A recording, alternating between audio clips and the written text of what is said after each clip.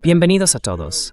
Bienvenidos de nuevo al programa. Soy Danny Haiphong. Como podéis ver, me acompaña Larry Johnson, ex analista de la CIA y ahora comentarista y analista geopolítico.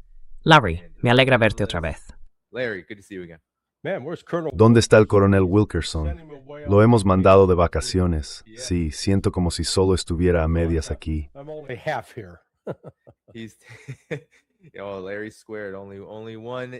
Larry al cuadrado. Solo uno está aquí hoy, pero nos apañaremos contigo, Larry. Y te agradezco que estés aquí, mientras el coronel Wilkerson se toma un descanso bien merecido. A todos, dadle al botón de me gusta, que eso ayuda a impulsar el programa. Pero vamos a empezar ya, Larry, con lo que se está describiendo como la humillación, la derrota, la catástrofe absoluta en todos los medios occidentales, en los medios estadounidenses, entre las élites de Estados Unidos, la clase política y los sionistas, que se han unido para calificar este acuerdo con Irán, o el memorando de entendimiento entre Estados Unidos e Irán, como un desastre total y absoluto.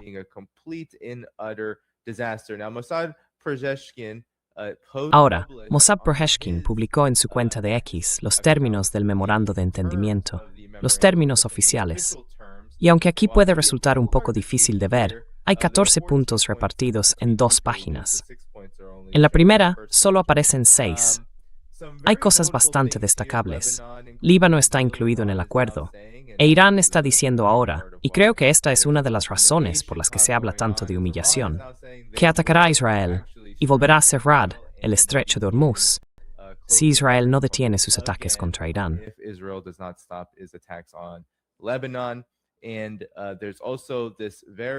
Y también hay un aspecto muy interesante en este acuerdo, donde se dice que la República Islámica de Irán mantendrá un diálogo con Omán para definir la futura administración y los servicios marítimos del estrecho de Hormuz. Y por supuesto, está ese tema controvertido de los $300 mil millones que Estados Unidos, junto con sus socios regionales, destinará a impulsar la inversión en Irán para su reconstrucción. Así que, Larry, esto se está viendo como un acuerdo enorme. Tengo muchos videos que quiero mostrar sobre las reacciones y los comentarios que ha generado. Pero antes, cuéntame tú, ¿qué ha pasado exactamente aquí? La firma se adelantó. Esto ocurrió ayer, 17 de junio, muy tarde. ¿Qué está pasando?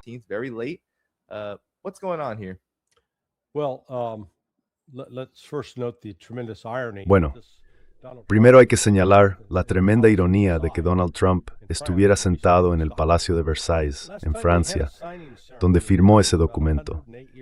La última vez que se celebró allí una ceremonia de firma fue hace unos 108 años, cuando Alemania fue llevada al lugar, humillada y obligada a firmar los documentos de rendición de la Primera Guerra Mundial.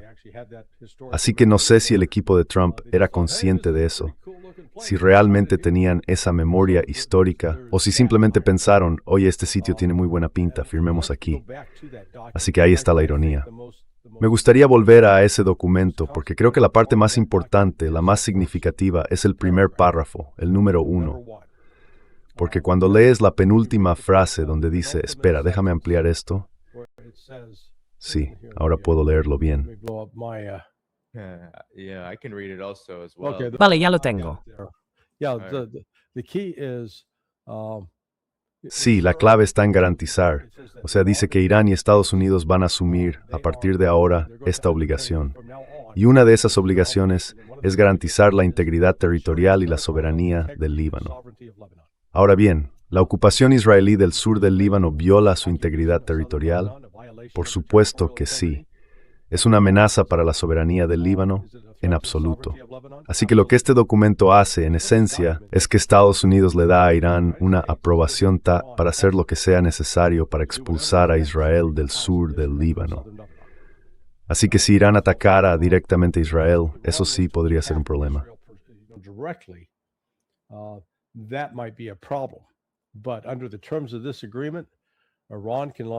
Pero según los términos de este acuerdo, Irán puede lanzar misil tras misil contra las unidades israelíes y colaborar con Hezbollah para derrotar y expulsar a los israelíes. Me deja atónito que eso se haya incluido, pero ahí está. También, supongo, hay que reconocer que el tipo que debería llevarse el Premio Nobel de la Paz por haber hecho posible todo esto es Bibi Netanyahu. Si no fuera por Bibi, esto no habría ocurrido. Si Bibi simplemente se hubiera mantenido al margen, si no hubiera atacado Beirut o el barrio de Dahie hace una semana o algo más, Irán no se habría sentido obligado a responder, aunque ya se estaba preparando para hacerlo. Y entonces Donald Trump intervino y dijo, no lo hagas, por favor, no lo hagas. Donald Trump intervened and said, don't, please don't. They said, okay, what do you got to offer? Dijeron algo así como, vale, ¿y qué nos ofreces si no lo hacemos? Y Donald Trump les hizo ofertas que, ya sabes, no podían rechazar. Así que levantamiento inmediato del bloqueo, devolución de parte de los activos congelados. Irán, ya sabes, Irán tenía 5 líneas rojas. Y esas líneas rojas eran levantar las sanciones, descongelar los activos, levantar el bloqueo, reconocer el control de Irán sobre el estrecho de Hormuz y, en quinto lugar, el fin de la guerra en Líbano, un alto el fuego permanente. Consiguieron todo eso, todo.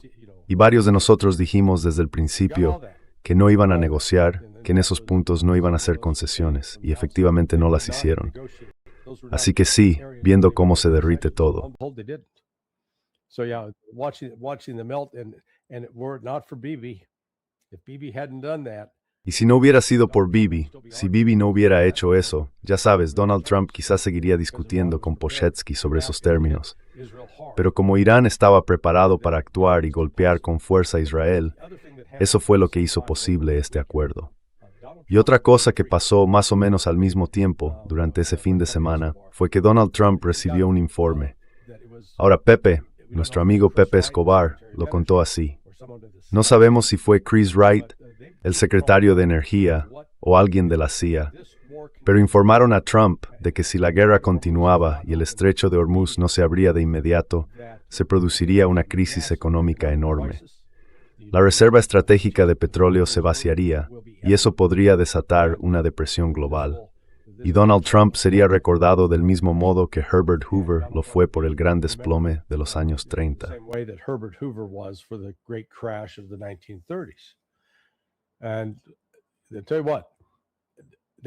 Y te voy a decir una cosa, eso asustó a Donald Trump. Por eso de repente lo viste ayer y lo dijo. Ya sabes, la fuente de Pepe decía que sería a mediados de agosto. Trump ayer dijo 4 semanas. Así que en algún punto, entre mediados de julio y mediados de agosto, vamos a tener ese momento crítico. Ahora, lo desafortunado para Trump es que, ya sabes, van a firmar ese acuerdo, decir, vale, el estrecho está abierto, que venga todo el mundo a usarlo. Pero no va a funcionar así, porque primero, hay muchos de esos petroleros que están llenos de crudo, ahí fuera, bajo el calor y todo eso. Y puede que no estén en condiciones de descargar ese petróleo los primeros. Sus cascos están cubiertos de percebes, y eso hay que limpiarlo, porque si no, va a dificultar su capacidad de navegar de forma eficiente y a buena velocidad.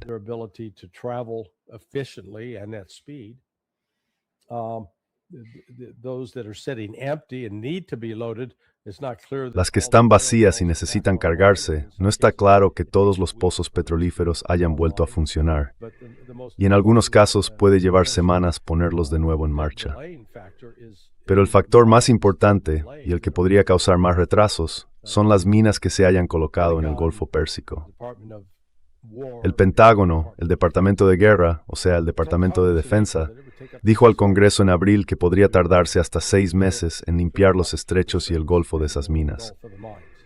Así que si juntamos todo eso, aunque Trump haya dicho, vale, ahora vamos a avanzar con este acuerdo de paz con Irán, el estrecho está abierto, en realidad solo está abierto de forma efectiva para los barcos iraníes. Los demás, los que salen de Irak, Kuwait, Arabia Saudí, Qatar o los Emiratos Árabes Unidos, podrían sufrir retrasos.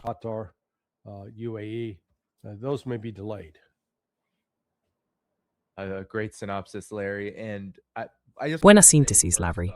Y quiero decir, para empezar, que esto es bastante histórico.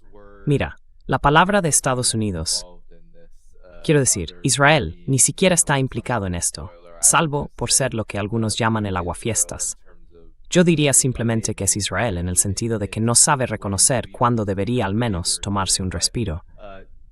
Pero Israel, lo que vemos en este documento, y tú has señalado algunos de los puntos que revisaste, pero en conjunto es algo realmente notable, teniendo en cuenta que se podría decir que los 14 puntos, salvo quizá algún detalle aquí y allá, como eso de reabrir el estrecho después de, no sé, 30 o 60 días, todo lo demás es Irán.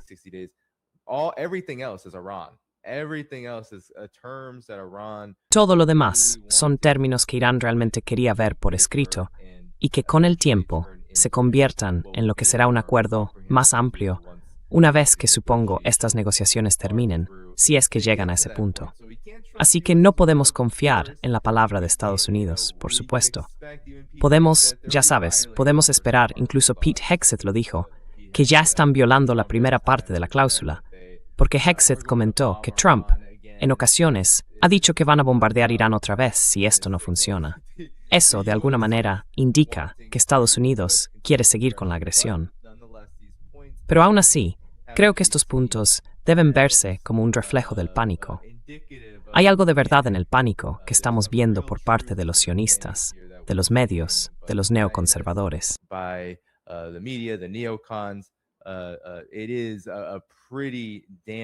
Es una confesión bastante condenatoria de derrota, la verdad. Ahora quiero poner algunos de estos fragmentos. Aquí tenemos uno de Donald Trump. Tuvo una rueda de prensa desastrosa, realmente desastrosa, que creo, Larry... Bueno, mejor voy a poner otro fragmento. En serio, este me pareció... Ya sabes, yo siempre digo que Trump es como el ello. A veces lo que dice no significa absolutamente nada y simplemente miente descaradamente. Pero otras veces, cuando habla, está describiendo una situación real que no se puede cambiar. Y, independientemente de sus verdaderas intenciones, Trump dice literalmente justo lo que acabas de mencionar sobre la crisis del petróleo. Admite que probablemente no querían que dijera esto, que esas reservas estaban a punto de agotarse, y que por eso, en gran parte, se hizo este acuerdo.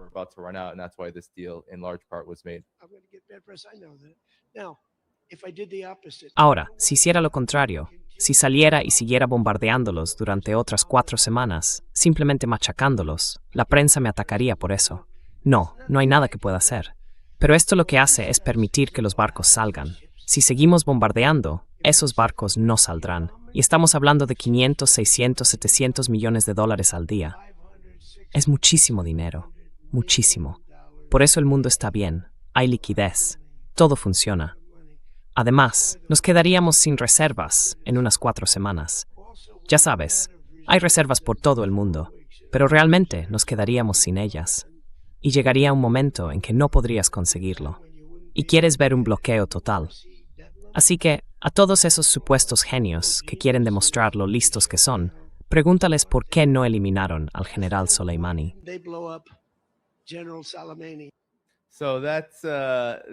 Así que, eso último fue un poco de discurso partidista.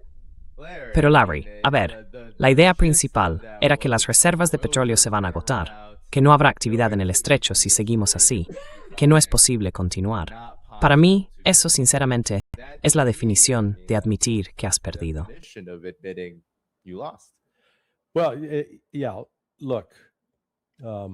Bueno, sí, mira, algunos de nosotros lo dijimos desde el principio. El cierre del estrecho de Hormuz, que supone bloquear alrededor del 20% del suministro mundial de petróleo, paralizar entre un 20 y un 25% de la producción mundial de gas natural licuado. Y eso afecta directamente a la producción de helio, porque hasta donde yo entiendo, el helio está mezclado con el gas natural y se separa cuando se extrae el gas licuado del subsuelo. Y luego está la urea y el azufre, que están relacionados con los fertilizantes y con otras aplicaciones industriales esenciales.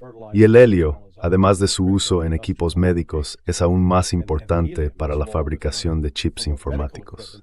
But also for, more importantly, the production of computer chips. And that's relevant because Y eso es relevante porque ahora mismo la gente está hablando de la inteligencia artificial y de la construcción de centros de datos. ¿Por qué los llaman centros de datos? Porque están llenos de ordenadores. Y esos ordenadores necesitan chips. Así que en un momento en que estas empresas tienen que invertir dinero en equipos y el precio de los chips está subiendo, eso significa que el coste total de sus operaciones también aumenta. En otras palabras, van a tener más dinero saliendo de sus bolsillos que entrando. Así que las consecuencias económicas son realmente importantes. Y todos fingieron que no pasaba nada, incluso Trump. ¿A quién le importa? Apenas usamos el estrecho. Pues vaya mentira. Esa arteria económica tan crucial se ha cerrado. Y luego Estados Unidos redobló la apuesta intentando imponer un bloqueo.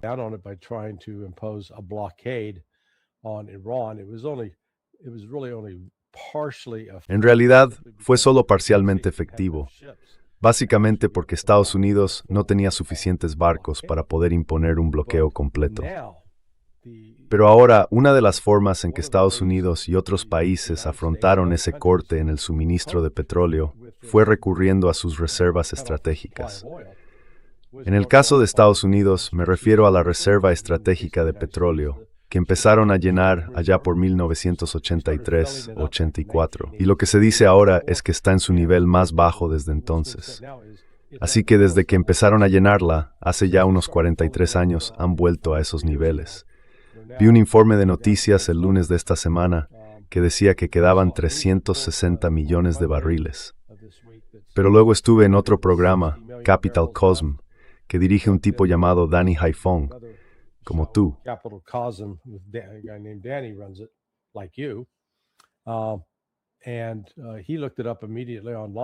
Y lo buscó enseguida en Internet, y de hecho, los últimos datos del 5 de junio lo situaban en 349 millones de barriles. Bueno, eso equivale más o menos a 16 o 17 días de petróleo. Y cuando eso se agota, si no tienes otra fuente o suministro que lo compense, ya sabes, la economía se detiene. Así que no era solo Estados Unidos el que se enfrentaba a esto. Y fue entonces cuando Donald Trump se enteró de la situación, que supongo entró en pánico. Probablemente sea la única forma de decirlo, porque no se daba cuenta de que, bueno, habían estado mintiendo al público estadounidense y quizá también a sí mismos todo el tiempo, diciendo que era Irán el que estaba al borde del colapso. No, es nuestra propia economía.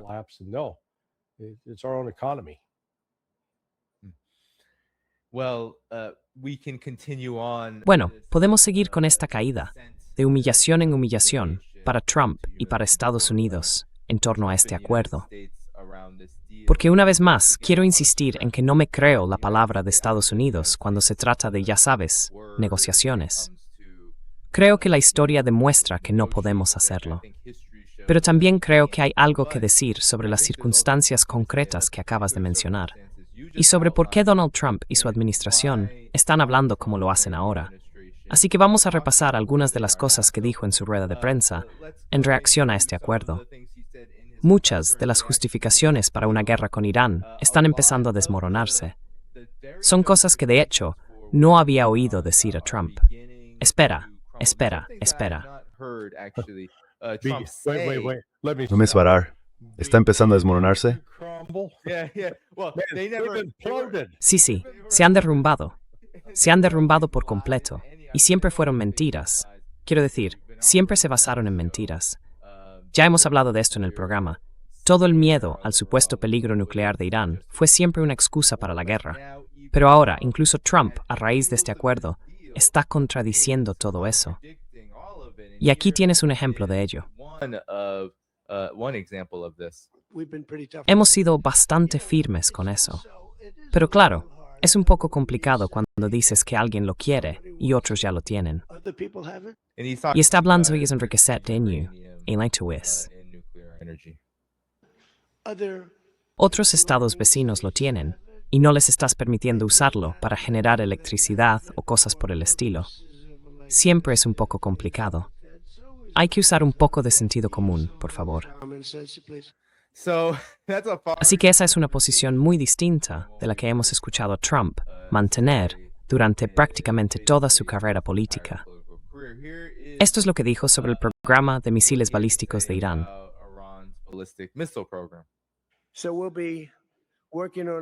Así que estaremos trabajando en un esfuerzo paralelo con las naciones del Golfo para abordar cuestiones no nucleares, como los misiles balísticos convencionales, de los que hablaremos y a los que daremos apoyo. Quiero decir, tienen que tener algunos, porque otros también los tienen. Hay que tener algunos. Alguien dijo que no deberíamos darles ninguno. Y tengo colegas, algunos me caen bien, pero en esto no estoy de acuerdo. No creo que sean muy listos. Señor, no debía permitir que tengan ningún misil. Bueno, ¿qué voy a hacer? Voy a dejar que Arabia Saudí tenga misiles, pero que ellos no puedan tener ninguno. Sí, señor. No funciona así, ¿sabes? No funciona así. Y los misiles no son el problema. Los misiles dañan un sitio concreto, pero no hacen volar el planeta por los aires. Así que, de nuevo, quiero decir, esto tiene a los sionistas completamente enfadados, por no hablar de sus comentarios sobre Israel, que pondré en un momento. Pero Larry, ¿cuál es tu reacción ante esto? Porque esta persona, incluso solo por su actuación ahí, es absolutamente, bueno, resulta un poco humillante. Ya sabes, siempre digo que Trump es como el presidente anti-excepcionalista americano, porque simplemente hace lo que quiere y no sigue el protocolo, ni la etiqueta, ni nada de eso. ¿Qué opinas de esas declaraciones? ¿A quién estaba imitando? Who was he imitating? Was that Pete Hegseth? ¿Fue Pete Hegseth? Vale. ¿Fue Marco Rubio? El almirante general Cooper, ya sabes. Así que no creo que se lo inventara. Creo que alguien realmente le dijo eso y él respondió. Es algo impresionante, lo llamaría un giro total. Y como dije antes, gracias, Bibi Netanyahu. Si no fuera por ti, amigo, esto no estaría pasando. Ahora, la realidad es que Estados Unidos fue pillado y esto es lo que se llama morder la bala para salir del apuro. Puede ser doloroso, puede ser embarazoso, pero al menos cauterizarlo el tal. No antes a veces, antes sangramos, William Hasek y no teníamos forma de detenerlo.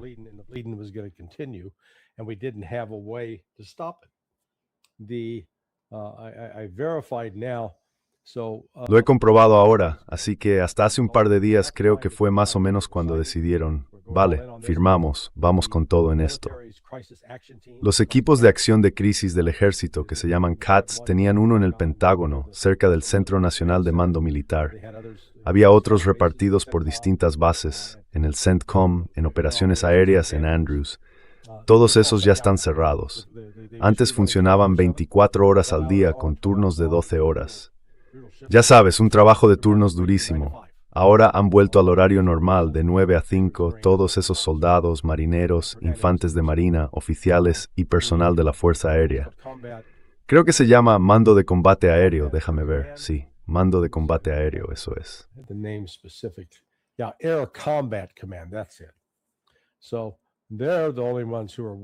Así que ahora mismo son los únicos que están trabajando las 24 horas del día, los 7 días de la semana, porque están organizando todos esos aviones que habíamos desplegado hacia adelante. Y a eso lo van a llamar un puente aéreo inverso. Todo está volando de vuelta en esta dirección. Por eso se puede ver que este acuerdo es totalmente real. Porque si esto fuera solo una maniobra para adormecer a los iraníes y hacerles creer que están seguros, para luego atacarlos, no estarían retirando, no estarían ordenando sacar todos esos aviones de combate de la zona. Y eso también va a mandar un mensaje a Netanyahu. Básicamente, si quieres seguir provocando a los iraníes, adelante. Pero nosotros no vamos a estar ahí para cubrirte las espaldas. Así que si quieres meterte en una pelea de bar, adelante. A ver qué consigues con eso.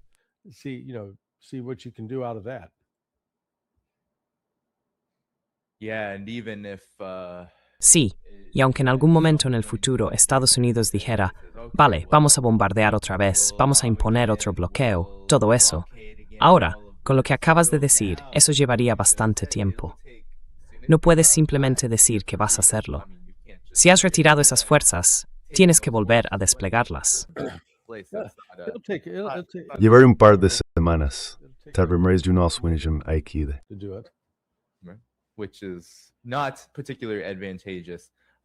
Lo cual no es precisamente ventajoso cuando tienes un oponente que ya ha demostrado que ese tiempo es más que suficiente para impedir cualquier intento de detener una represalia de Irán.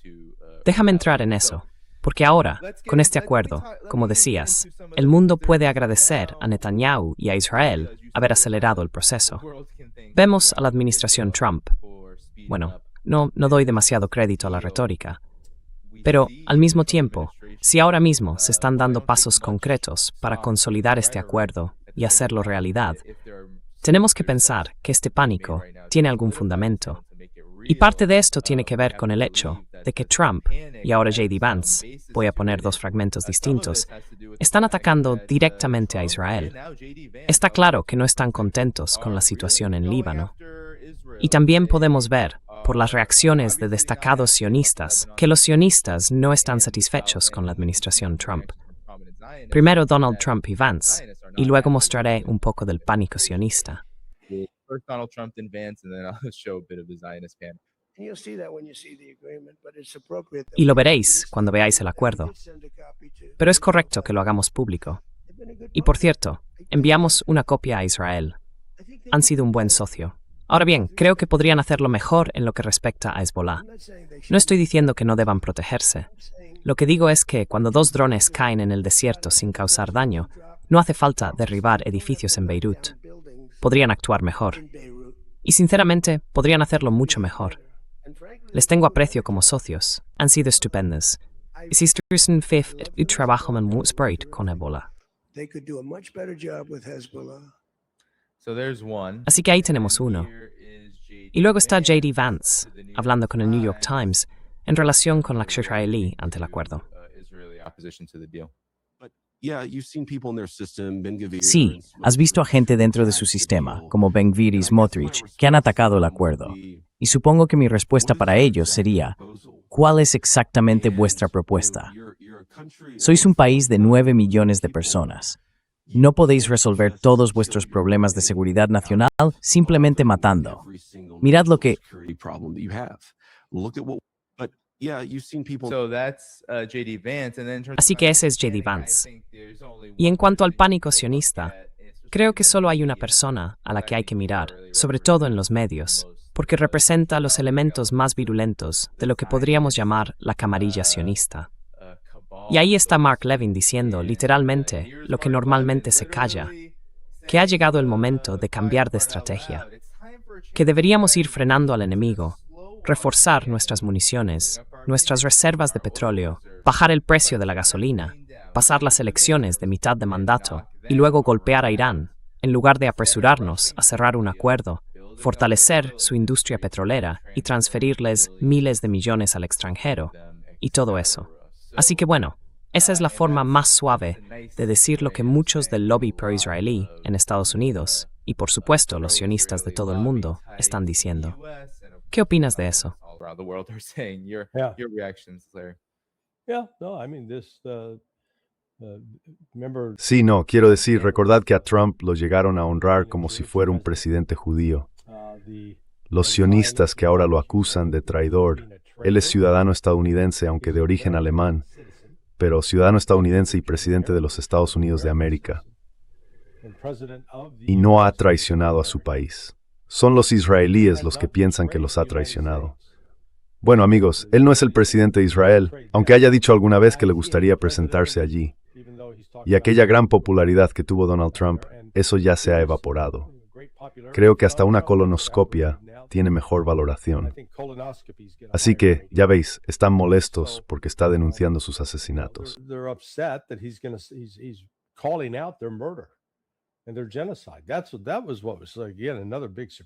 Y su genocidio. Eso fue otra vez una gran sorpresa. Como él señaló, ya sabes, Hezbollah lanza drones que no matan a civiles. Estuve hablando con otro podcaster muy conocido en X, Mario Naufal, y le dije, oye Mario, busca esto, creo que tiene buena relación con Elon Musk, así que supongo que usó Grok. Le dije, hazle esta pregunta a Grok, ¿cuántos israelíes ha matado Hezbollah desde 1982? Y Grok responde, menos de 1100. Menos de 1100. Le dije, vale, Grok, ¿cuántos palestinos ha matado Israel desde 1982? Y Grok responde, How many Palestinians has Israel killed since 1982? bueno, más de 80,000. En realidad, la cifra es de 90,000. Y eso sin contar los cuerpos que siguen bajo los escombros en Gaza.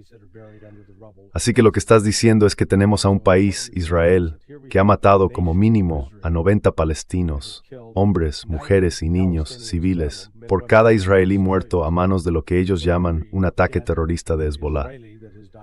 Solo por el peso de los números se puede ver claramente quién es el terrorista, quién es el responsable de la mayor violencia a pesar de los intentos de culpar a Hezbollah. Desde luego, no es Hezbollah. Nadie quiere oírlo, pero no me creas a mí. Comprobadlo vosotros mismos, buscadlo, ve qué resultado aparece. No va a decir que Hezbollah ha matado a miles y que Israel solo ha matado a unos pocos. Hezbollah has killed thousands and Israel's only killed a few. No, it's just the exact opposite. No, es justo lo contrario. Verás, estamos en un momento que podría ser decisivo para todo el conflicto de Oriente Medio, porque de nuevo parte del trasfondo es que gran parte de esta iniciativa, lo que ha hecho que esto ocurra, viene de Rusia y China trabajando a través de Pakistán. China ha llevado la iniciativa y luego Pakistán ha asumido el papel de guiar las negociaciones hasta llegar a este documento.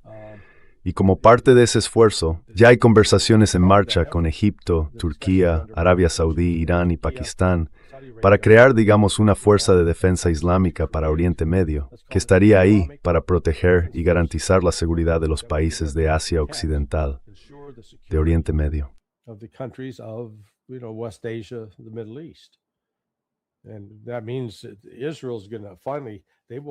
Y eso significa que Israel va a enfrentarse por fin a un frente musulmán unido, árabe y persa. Así que, ya sabes, eso también va a quitarle el sueño a Israel. Ahora tienen una elección: dejar de cometer un genocidio racista, desmantelar su estado de apartheid y comportarse como un estado normal, protegiendo los derechos humanos de sus ciudadanos, sean judíos o no. Solo así Israel podría tener una oportunidad de sobrevivir. Si no lo hacen, creo que la propia supervivencia de Israel se pondrá en duda en algún momento, porque como Ben señaló con razón, 9 millones de personas no puedes matar para alcanzar la victoria o la paz.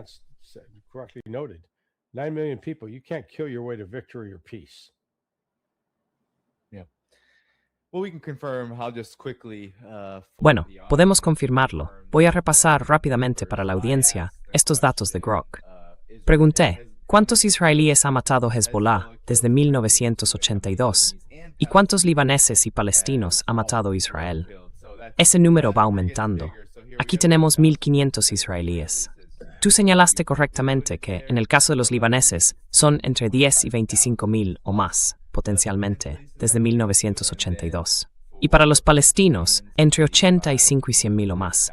Así que estamos hablando de casi 200.000 personas, más o menos según estimaciones.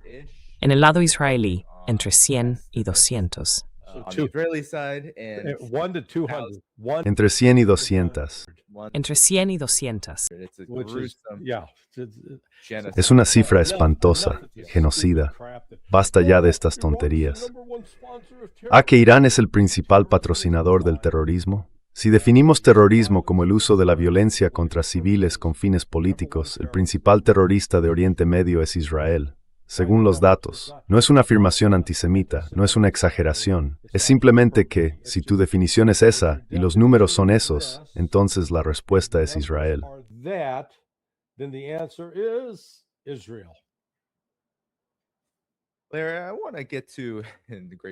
Larry, quiero llegar al punto importante al que quiero llegar. Mira, estoy completamente de acuerdo. En todo el espectro político hay mucho debate sobre Trump, sobre que Estados Unidos ha sido derrotado en esta guerra y sobre que el memorando de entendimiento, este acuerdo, es una manifestación de eso. Pero donde realmente me molesta, y me parece muy interesante, es que, ya sabes, así es como Trump también refuerza su marca. Se presenta a sí mismo como un perseguido. Y una de las formas es cuando tienes ahora a la élite sionista belicista, partidaria de guerras con Irán, presentó el espectro político.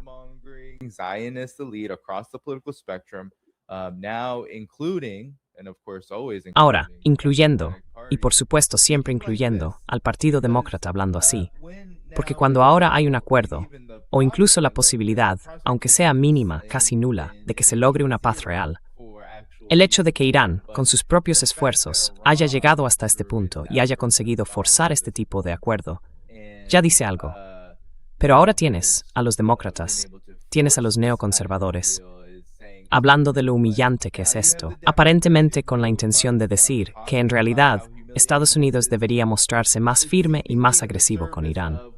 Aquí está Chris Murphy, que ha sido durante mucho tiempo un crítico demócrata de Donald Trump. Y así es como él presentó el acuerdo. A ver si tengo esto a la velocidad de reproducción correcta, porque habla un poco despacio. Vamos allá.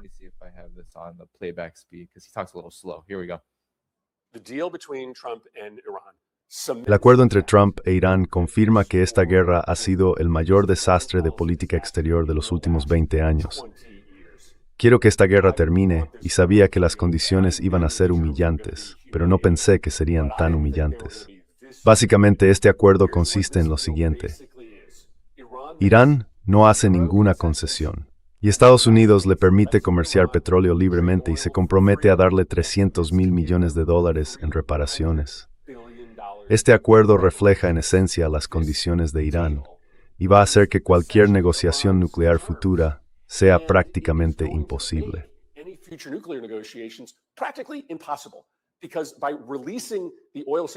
Porque al levantar ahora las sanciones al petróleo, pierdes casi toda la capacidad de presión para conseguir que Irán se comprometa a hacer algo más adelante con su programa nuclear. Este es el precio de la incompetencia. Este es el precio de tener a gente que juega a ser diplomático. Tienes al yerno del presidente y a un promotor inmobiliario dirigiendo estas negociaciones. Y esto es lo que pasa. Un acuerdo en el que Irán no se compromete a nada. Y Estados Unidos, en la práctica, le paga a Irán cientos de miles de millones de dólares para poner fin a la guerra. 13 estadounidenses muertos. 60 mil millones de dólares de los contribuyentes tirados a la basura. Estados Unidos no obtiene absolutamente nada de este acuerdo. America gets nothing out of this agreement. Larry, ¿por qué demonios debería Estados Unidos firmar un acuerdo cuando son ellos los que perdieron? Y son ellos los que, ya sabes, impusieron esas sanciones que tú llevas tanto tiempo calificando de unilaterales, ilegales, mortales, de todo tipo. Pero ese es el marco ahora mismo. Da la impresión de que quienes se oponen a Trump, en este lado del espectro político, en realidad se oponen a que Estados Unidos no esté sacando concesiones de Irán. Básicamente, lo que quieren, por lo que parece, es mantener un statu quo en el que Estados Unidos pueda seguir asfixiando a Irán, o intentando asfixiarlo, intentando aislarlo, pero de una forma más eficaz que la de Trump. Pero para mí es una tontería, y además no refleja la realidad. Y me parece muy interesante que ahora estemos llegando a un punto en el que Irán parece estar consolidando su verdadero estatus como potencia soberana global. Ese tipo de gente que dice oponerse a Trump por esta guerra, en realidad no está en contra de la guerra. Pero dime, ¿qué opinas tú? People like Chris Murphy, devoid of logic. Gente como Chris Murphy, sin lógica y un mentiroso, o no sé si miente a propósito o si simplemente es terriblemente ignorante. Así que empecemos con los $300 mil millones. Ese dinero se supone que lo aportan otros países como un fondo de inversión, y no son dólares de los contribuyentes estadounidenses. Entonces, ¿por qué demonios le importa? Y solo diría que tenemos un paralelo con el plan de Trump de la paz a la prosperidad en Gaza. Ya sabes, se prometieron literalmente miles de millones de dólares para eso. ¿Cuántos se han depositado realmente en el banco? 0. Así que empecemos por ahí. Dicen que hay que mantener las sanciones, que si no, no tenemos ninguna influencia sobre Irán. Vale, llevamos 47 años con sanciones. ¿Y eso qué ha hecho que Irán cambie? No. No ha cambiado en absoluto la política de Irán. No, it hasn't changed Iran's policy. In fact, de hecho, como Estados Unidos se negó a cumplir los términos del acuerdo nuclear, el JCPOA, y se negó a aliviar las sanciones, Irán tuvo un incentivo para salir y enriquecer uranio hasta el 60%, y llegó a amenazar con llegar al 90%. Así que ahora, con el fin de ese acuerdo, están bloqueados y con el fin de las sanciones sobre el petróleo iraní. Pero ya sabes, no estamos haciendo eso. no lo estamos haciendo. Queremos tener un acuerdo. Y esto es puro interés propio. Queremos que ese petróleo iraní salga al mercado cuanto antes porque nos estamos quedando sin reservas, como mencioné antes. Esto es una alarma de 5 fuegos, una emergencia. No podemos esperar. Así que sí, vamos a dejar que Irán venda petróleo, vamos a dejar que Rusia venda petróleo, no vamos a intentar interferir con nada de eso. Queremos que haya la mayor cantidad posible en el mercado.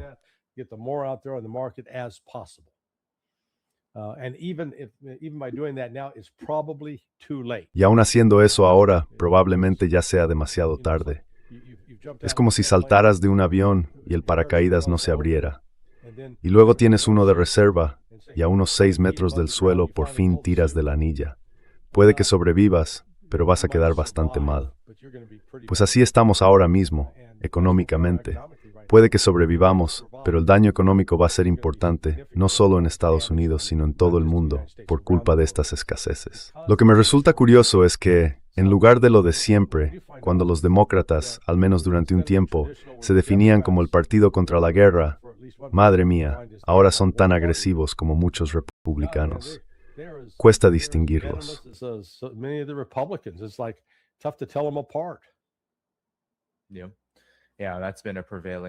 Sí, eso ha sido una tendencia bastante constante desde hace mucho tiempo, y me parece curioso.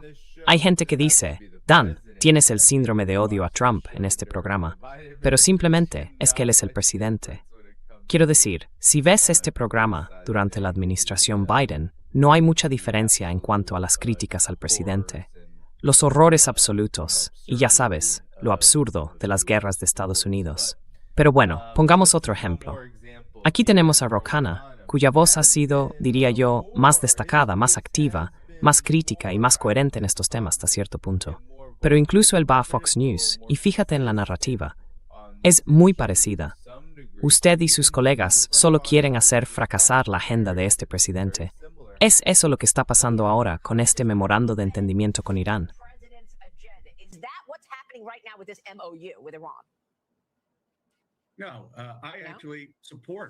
No, en realidad yo apoyo el acuerdo y poner fin a la guerra. Siempre he apoyado poner fin a la guerra. Pero debo decir que este acuerdo no es tan bueno como lo fue el JCPOA. Y déjame darte 3 razones basadas en hechos. Primero, con el JCPOA, el 97% del uranio enriquecido fue retirado de Irán. Con este acuerdo, simplemente se diluye. Segundo, el JCPOA contaba con una resolución del Consejo de Seguridad con fuerza de ley y con inspecciones intrusivas de la OIEA. Eso todavía no se ha conseguido. Y lo más problemático es que vamos a tener que reunir $300,000 millones para el desarrollo económico y la reconstrucción de Irán. No es dinero de los contribuyentes estadounidenses, pero sí hay que conseguirlo. ¿Por qué no centramos esos esfuerzos en el desarrollo económico y la reconstrucción de Middletown en Ohio o de Johnstown en Pensilvania? Estamos hablando de $300,000 millones que podrían destinarse a guarderías, a sanidad, a los estadounidenses.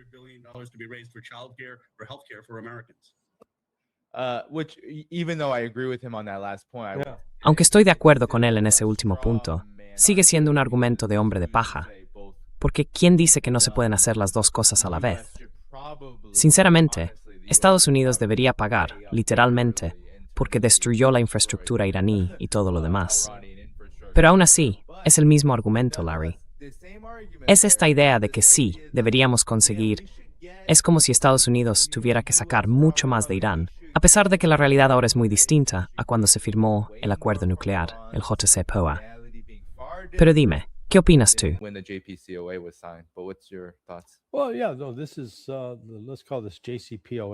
Bueno, sí, no. Esto es, llamémoslo una versión ligera del JCPOA. Mira, Trump podrá decir al final del proceso, vale, tenemos una garantía permanente de que Irán no va a construir un arma nuclear. Se supone que ese era el problema desde el principio. Yo sostengo que no lo era. Las armas nucleares eran solo una excusa para intentar destruir la República Islámica. No podíamos soportar tener un Estado basado en la religión. Pero de nuevo, hay que preguntarse, ¿por qué nos molesta tanto la República Islámica de Irán? Y en cambio no tenemos ningún problema con la República Islámica de Arabia Saudí, que ni siquiera es una república. La monarquía islámica de Arabia Saudí, la monarquía islámica de Qatar, la monarquía islámica de Kuwait, con eso no tenemos ningún problema. Y la realidad es que la interpretación chií del Islam produce creyentes mucho más moderados que normalmente no se implican en actos suicidas. Believers that are not usually engaged with the suicide bombers typically, traditionally, historically. Los terroristas suicidas, por lo general, tradicionalmente, históricamente, han salido de esos grupos extremistas suníes conocidos como salafistas, deobandis o wahabíes. No de Irán, no del Islam chií. Las bodas múltiples, las esposas múltiples, eso de nuevo es algo propio del Golfo, de Arabia Saudí. No es algo chií en Irán. Así que hay muchísima desinformación acumulada, intentando que los estadounidenses superen esa narrativa propagandística que se ha creado y que es completamente falsa. Pero la mayoría de los estadounidenses se la creen y no quieren aceptar que en realidad los iraníes no son personas horribles ni monstruosas y que no están matando a miles. De hecho, volvamos a la historia. ¿Qué país ha invadido más países en lo que llevamos de siglo XXI que cualquier otro país del mundo? The 21st century than any other country in the world. That would be the United States. Eso sería Estados Unidos, no Irán. Irán no ha invadido ni un solo país. Fue invitado por el gobierno de Siria para entrar y ayudar a combatir a los terroristas islámicos respaldados por Estados Unidos, a los que nosotros mismos financiamos. Quiero decir, ni siquiera somos capaces de mantener nuestras propias mentiras en orden. Un minuto estamos luchando la guerra contra el terrorismo y al siguiente los estamos apoyando, los estamos armando, los estamos financiando. Y luego ayudamos a que se conviertan en presidentes de Siria y los invitamos a la Casa Blanca. And invite him to the White House. Yep. Hey, Larry, didn't you hear? Maybe. Oye, Larry, ¿no te has enterado? A lo mejor Trump va a llamar a Jolani para que se haga cargo de la operación en Líbano, porque ya sabes, Israel no consigue sacarla adelante.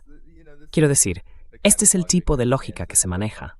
Esto es en parte lo que ha dicho Trump. Pero mira, tenía esta pestaña abierta precisamente sobre estas cosas. Y en cierto modo vemos también a los sionistas entrando en pánico, porque muchas de estas cosas han fracasado. Ya sabes, muchas de ellas. Mientras tanto, Irán ha sido demonizado, y Trump sigue haciéndolo, ¿verdad? 47 años de terrorismo, de matar gente en Estados Unidos, y de aterrorizar a la región, el mayor patrocinador del terror. Y esto viene literalmente de una fuente israelí, Isaac Kotiner, del Canal 14, que es un gran aliado de Netanyahu. Y habló sobre cómo no, fue Shimon Ricklin. Shimon Ricklin. Shimon Ricklin. Yes. Sorry. That's the interview. Sí. Perdón. Esa es la entrevistadora. Le acabo de enseñar la entrevista con Shimon Ricklin. Y lo que él dice, literalmente, es que ahora está culpando a Trump de que los kurdos en Irak no lucharan o no tomaran las armas para intentar desestabilizar Irán durante ese periodo. Afirma que en realidad fue Trump quien lo detuvo, y no lo que Trump había dicho, según Dropsite News. Trump había dicho originalmente, o al menos eso decían sus fuentes, que los kurdos no querían luchar. Y tú también has hablado de esto, Larry. Pero ahora, este destacado sionista del Canal 14, Shimon Ricklin, está diciendo a raíz de este acuerdo que no, que fue Trump quien frenó esa idea, que él no la quería. Así que, de nuevo, ¿qué son los militantes kurdos? Son terroristas. Y la razón por la que Trump no lo hizo, según este Shimon Ricklin, es porque Turquía no lo quería. Y ya sabemos la historia de Turquía con los kurdos. ¿Y por qué podrían no querer algo así? ¿Qué opinas de esto? Why they might not want such a thing. So your thoughts on this? Well, again, the Kurds have been Bueno, una vez más, los kurdos han sido como el hijo marginado de todo Oriente Medio. Los turcos los odian, los iraníes los odian, los iraquíes los odian, los sirios los odian. No tienen a nadie que realmente los aprecie, salvo quizá Israel.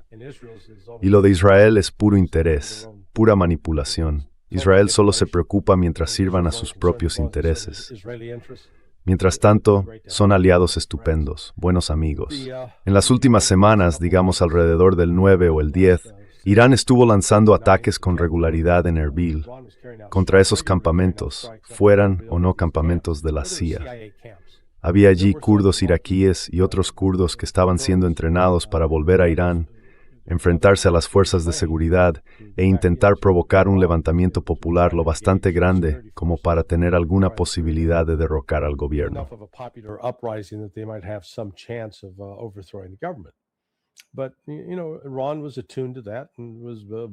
Pero ya sabes, Irán estaba al tanto de eso y los estaba haciendo volar por los aires, debilitándolos. Y aquí es donde, como dijo Shelani, cuando oyó a Trump decir algo así como, oye, Shelani puede hacerlo, Shelani respondió, no lo creo. No lo iban a hacer, porque les habrían dado una paliza.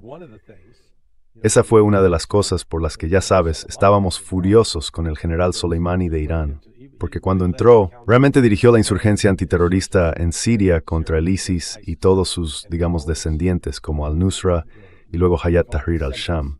Fue muy eficaz derrotando a esos extremistas islámicos.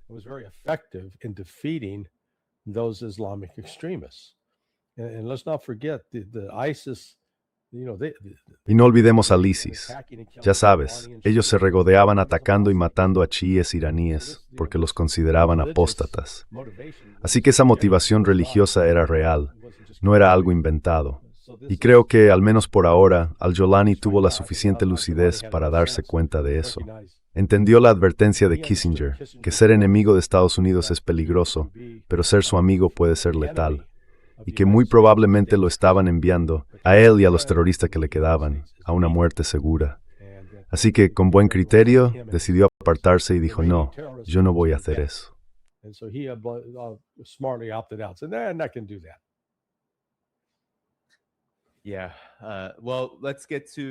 Vale, bueno, vamos a ello, que nos quedan unos 6 minutos más o menos. Madre mía, ¿cómo pasa el tiempo cuando uno se lo está pasando bien? El tiempo vuela cuando te estás divirtiendo tanto. Exacto, exacto. Pues bien, justo antes de entrar en directo, el CENTCOM publicó esto, que da más consistencia a lo que describías, Larry, sobre cómo Estados Unidos está tomando medidas para demostrar, digamos, buena fe en torno a este memorando de entendimiento. El CENTCOM dijo que las fuerzas estadounidenses levantaron el bloqueo a todo el tráfico marítimo que entra o sale de los puertos y zonas costeras de Irán, de acuerdo con las instrucciones del presidente. Las fuerzas estadounidenses no están obstaculizando el paso de buques hacia o desde los puertos iraníes. Todas las operaciones militares de bloqueo por parte de Estados Unidos han cesado.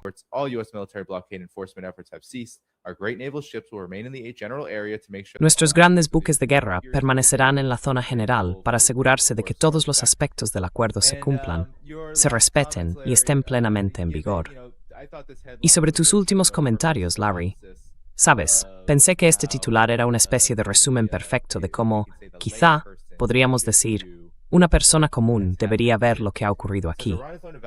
Dice, Irán ha aprendido una valiosa lección al volver a la mesa de negociación. Puede soportar lo peor que Estados Unidos pueda lanzarle. Irán, efectivamente, Larry, soportó lo que Estados Unidos le lanzó. Y ahora, con este memorando de entendimiento y los últimos acontecimientos, parece que ha salido fortalecido. ¿Cómo lo ves tú? ¿Cuáles serían, quizá, tus conclusiones sobre lo que estamos presenciando aquí?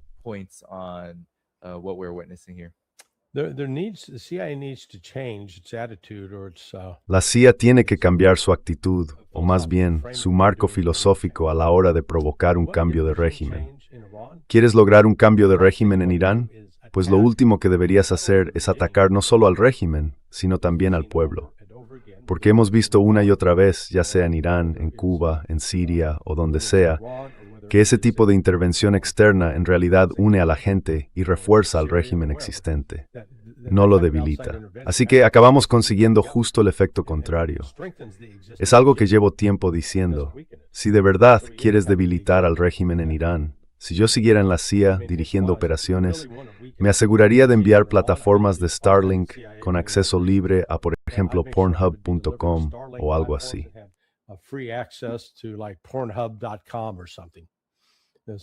all the young guys would be out there, man. Así que todos los chavales estarían ahí fuera, tío, obsesionados con la pornografía occidental, en lugar de, ya sabes, estar en las calles apoyando a un gobierno religioso. Y lo digo un poco en tono de broma, pero es para que se entienda la idea contraria. De forma parecida, con Cuba, ya sabes, levanta todas las sanciones, hombre.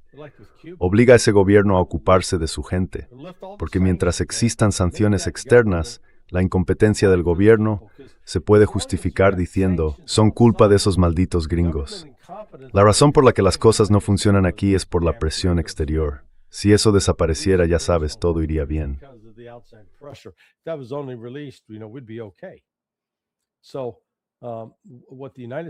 Así que lo que ha hecho Estados Unidos, una vez más, lo que han hecho en este caso, ha sido retomar una estrategia que ya estaba envejecida.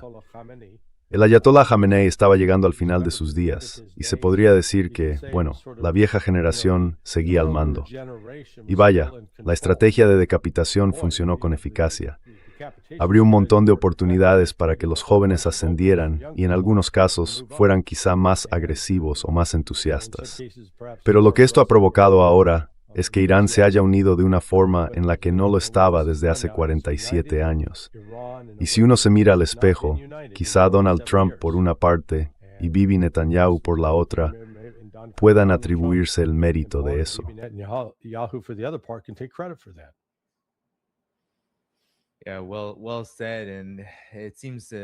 Bien dicho.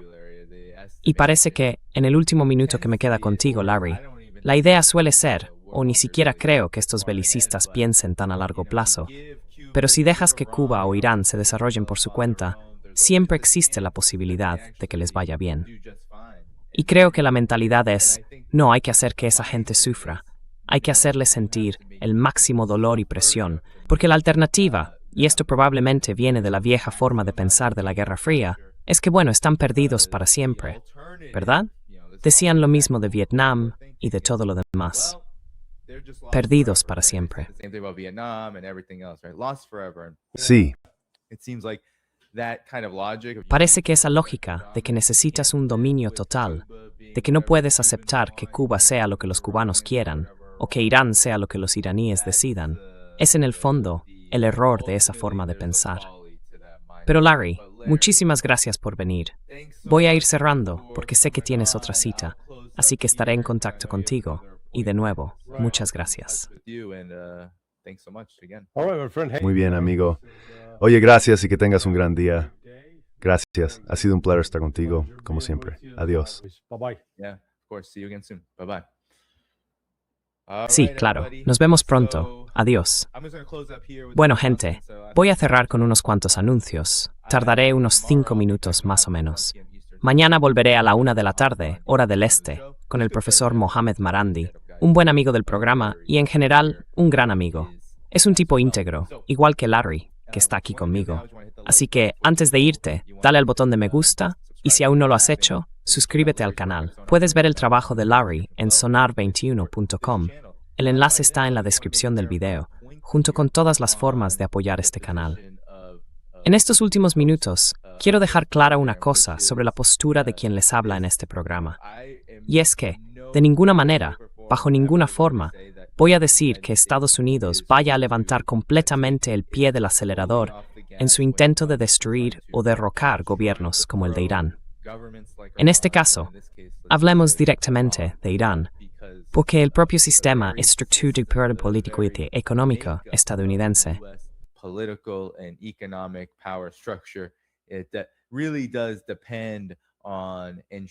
depende realmente de asegurarse de que un país como Irán no pueda prosperar.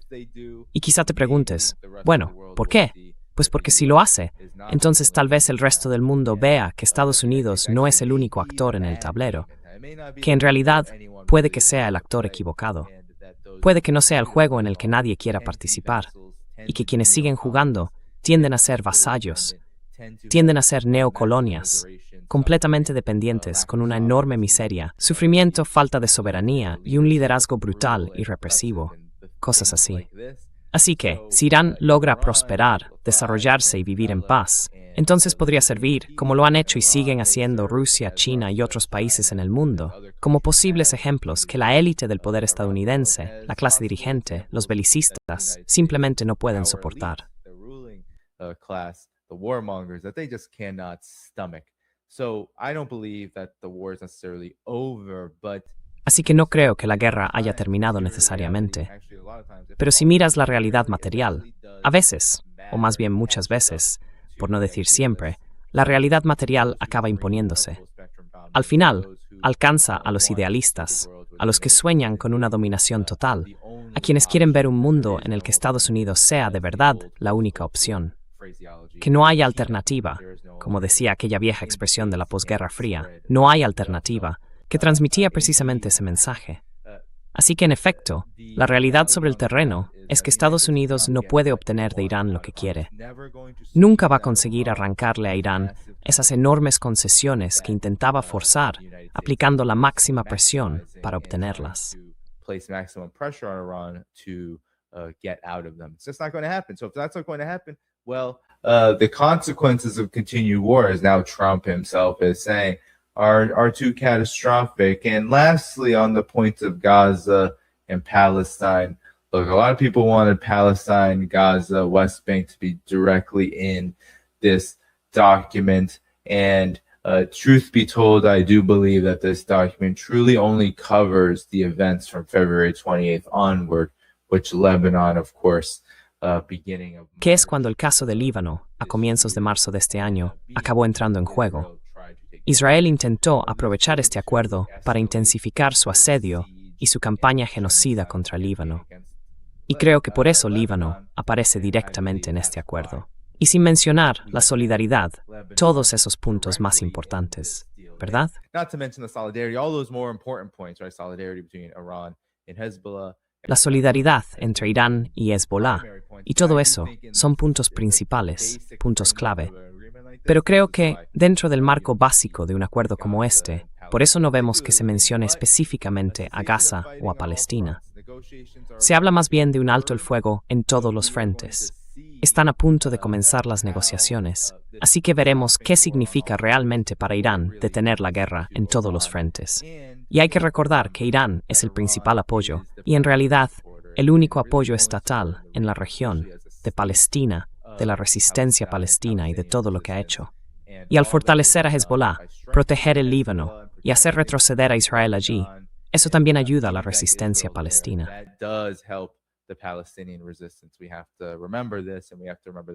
Tenemos que recordar esto, y también que Irán sigue apoyando a Palestina de una forma que ningún otro país de la región está dispuesto ni es capaz de hacer. Y eso, como decía, tiene que ver con su estructura política, social y económica, muy distinta a la de las sociedades del Golfo. Esos países, en gran medida, dependen de Israel y de Estados Unidos, y no tienen capacidad, ni mucho menos voluntad para hacerlo. Así que tengámoslo presente mientras avanzamos, porque hay muchos sentimientos, por supuesto comprensibles, sobre Palestina, y el deseo de que Palestina esté en primer plano. Y no discrepo con eso. Diría que efectivamente cualquier final completo de la guerra contra Irán debería incluir a Palestina de forma explícita.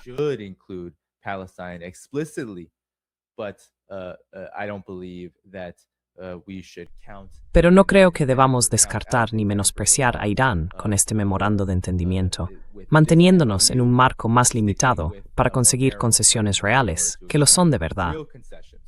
Y todo esto ayuda a Palestina. Llevo mucho tiempo defendiendo esta idea.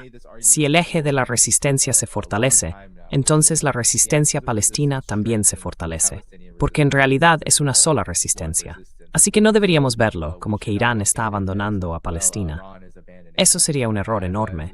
Y sinceramente, creo que es una crítica hecha desde la distancia, cuando por supuesto, las complejidades, las circunstancias materiales sobre el terreno, son al final las que determinan cómo, en un momento concreto, se definen este tipo de resultados.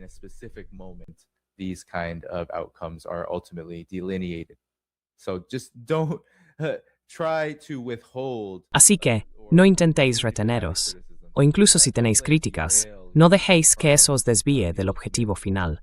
que creo que debería ser el de toda humanidad amante de la paz. Hacer todo lo posible para que Estados Unidos e Israel no puedan seguir haciendo lo que están haciendo en el mundo. E Irán, creo, está cumpliendo su parte en ese objetivo, tanto por sus propios intereses como por los del resto del mundo. Así que dadle al botón de me gusta. Todo el mundo. Yo me voy ya. Dadle al me gusta. No olvidéis mirar la descripción del vídeo después. Ahí encontraréis todas las formas de apoyar este programa. Patreon, Substack y mucho más. Y sin más, mañana a la 1 de la tarde, hora del este, 19 de junio, con el profesor Mohammad Marandi. Nos vemos entonces. De nuevo, dadle al me gusta. Nos vemos en el próximo programa. Hasta luego. I'll see you then. Again, hit the like button. I'll see you on the next show. Bye-bye.